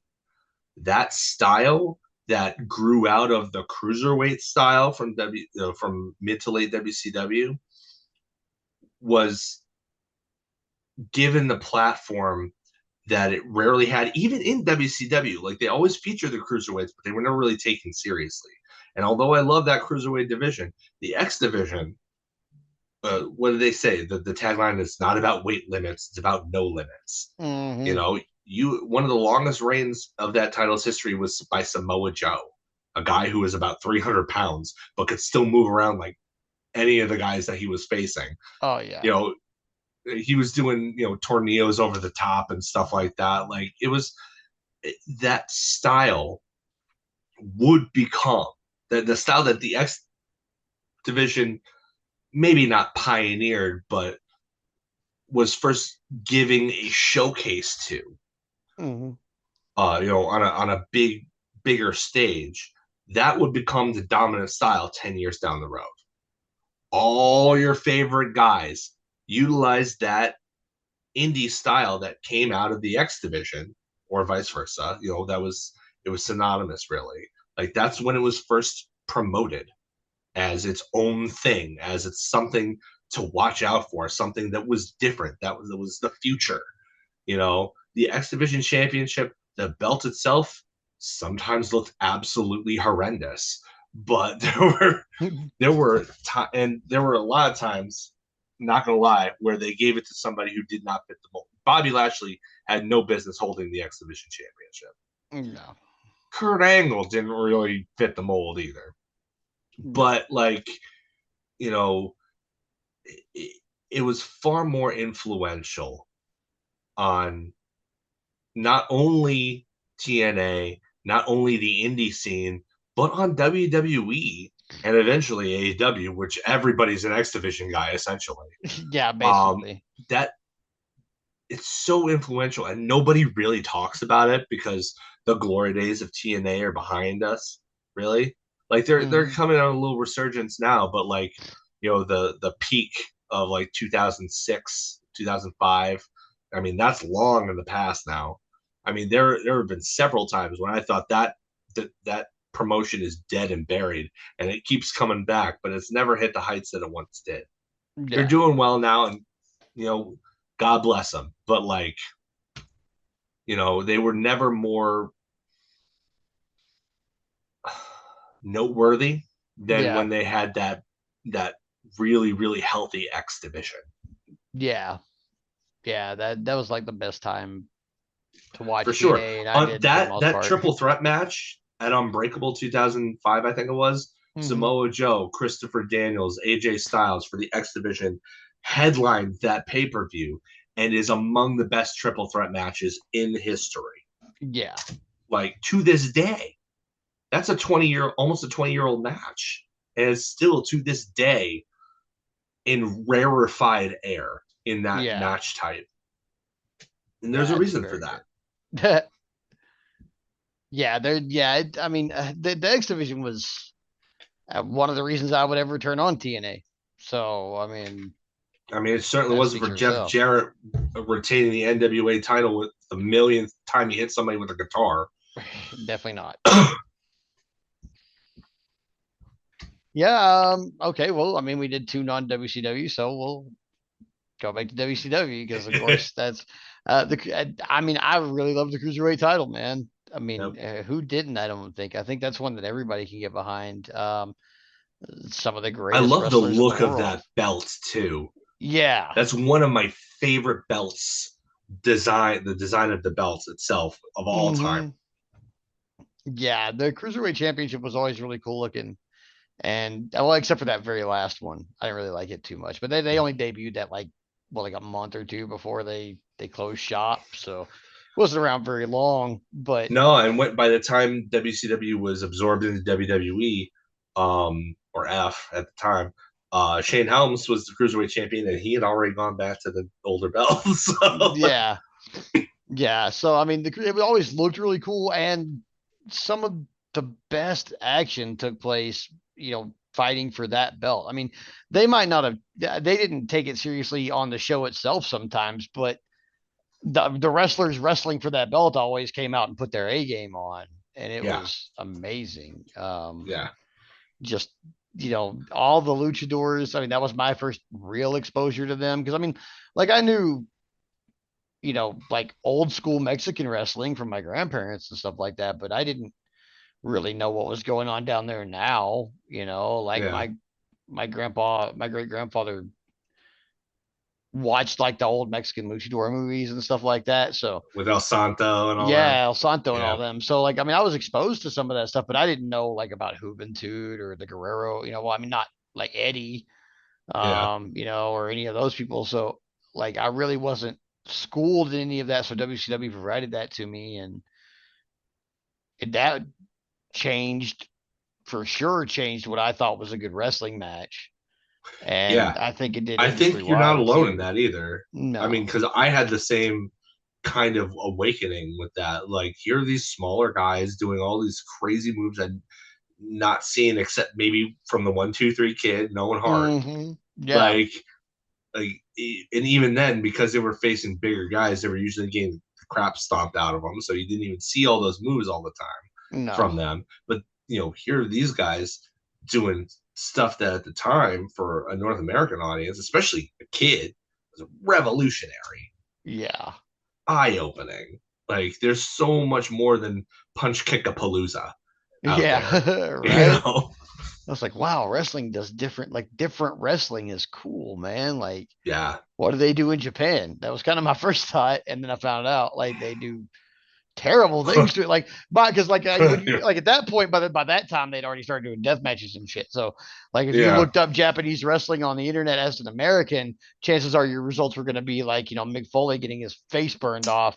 And so Lots it of was like, oh, FMW. that's what Yeah. they're, yeah, like that's Yeah. what they're doing in Japan. Oh, okay, Yeah. and then FMW and WAR. and Yep. to be honest, like I really Wrestling couldn't get in. romance. Yeah, and I couldn't get into like New Japan and stuff at the time. So what I saw was FMW, and I was like, oh god, like okay, so maybe what's going on in Mexico? Let's see more of that. And Yeah.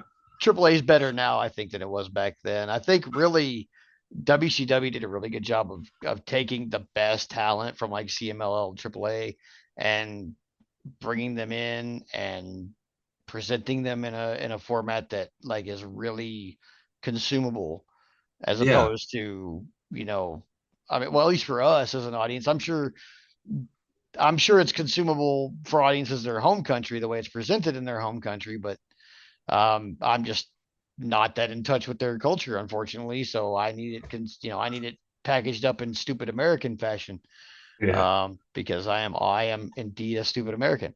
So, Yeah, we both you are. know, yeah. So I mean, of course, I need it packaged for me correctly, but they always did, and then they brought in American guys who could do the thing too. I mean, this is where I'm pretty sure Jericho was in the cruiserweight division, or there was an Hmm. angle where he was in He it for a long time. started, yeah, he started his whole conspiracy thing in the cruiserweight division, and then branched out into the TV titles thing. Yeah. So I mean, we had So Jericho, Malenko, Eddie Guerrero, Juventud, who are you to doubt El Psychosis, Dandy? El Dandy, uh, Super Super King, Calo, Silver King, Mr. uh, JL, who is oh my Jerry God. Lynn. Yeah, Jerry Lynn. Conan before he became NWO Nan. Hmm.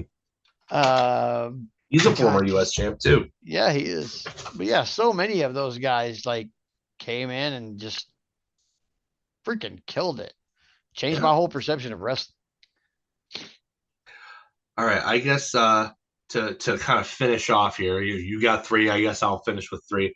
All right. Uh, I think my favorite current mid card title is the AEW International Championship.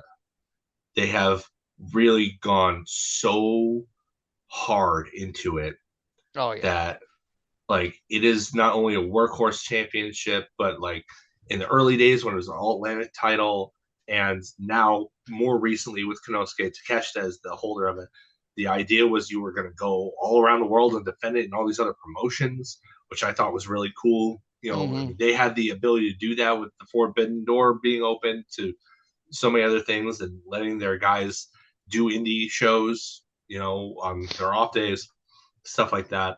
I love the look of the physical belts. I think it's one of the best looking belts. I love the look of it.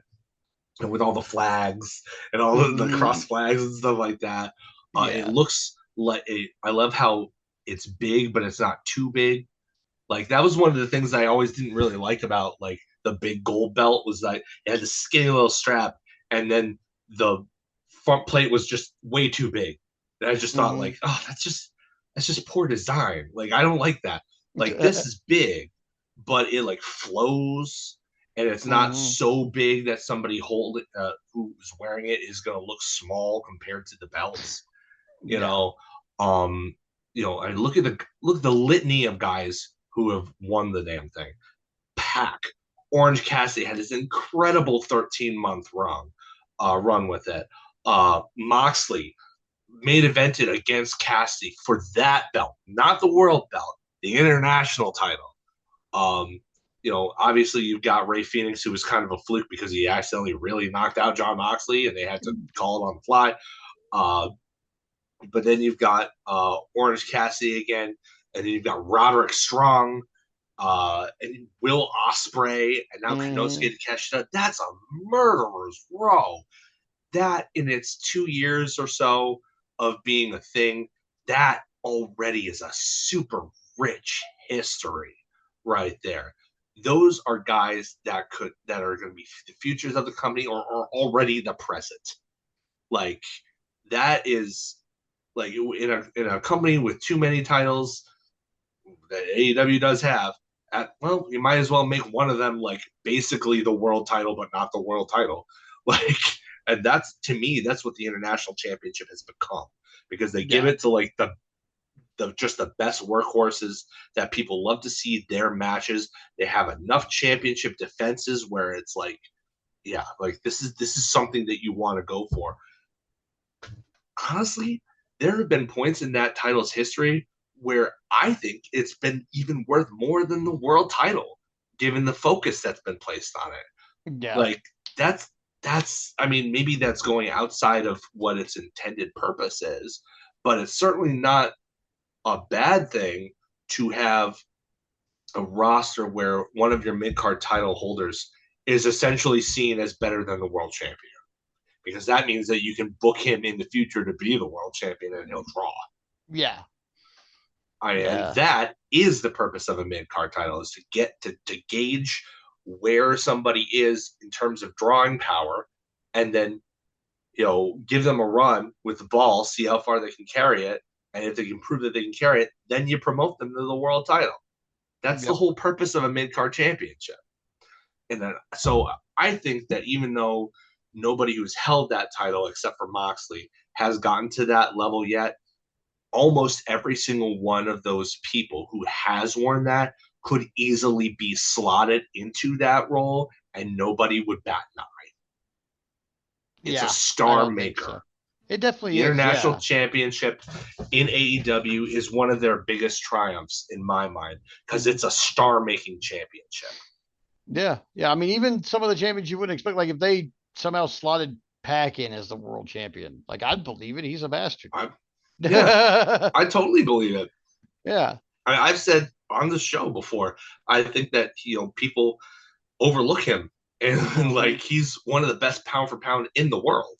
Like Yeah. I don't know why he's left out of those conversations because he clearly belongs in Yeah. He for sure does. And he doesn't own a shirt. it. Yeah, he doesn't own a single shirt or pair of pants. No, I He don't just think owns so. trunks and boots and Hmm. pads I and mean, tape. simple life, I guess. Real Spartan. Yes, yeah. Not the life for me. I guess it's a bastard's life, huh? Yeah, I guess so. All right. Well, Well, that should wrap things up. But if you, hey, our listeners, now that we have a far more interactive way to converse with all of you, what are your favorite mid card titles? Let us know. mhm. Yeah, put them right in the comments below on our Blue Sky post or in the YouTube videos if that's where you're watching this. If you want to catch up with us, we are Smark FNDN podcast.bsky.social. I am Aaron Smark.bsky.social and Adam. I am Adam Smark FNDN pod dot bsky dot social. All right, and that's how you can catch up with us. Blue Sky is going to be our home. Right now, we are not going to be posting on the Twitter machine anymore. Yeah, We it'll have, be up just in case that's the only way that you can, you know, that's the way that you're used to it, but we're probably not going to update a whole lot on there. We right. invite everybody to come and join us on Blue Sky. Yep. And we will see you guys next week before Raw.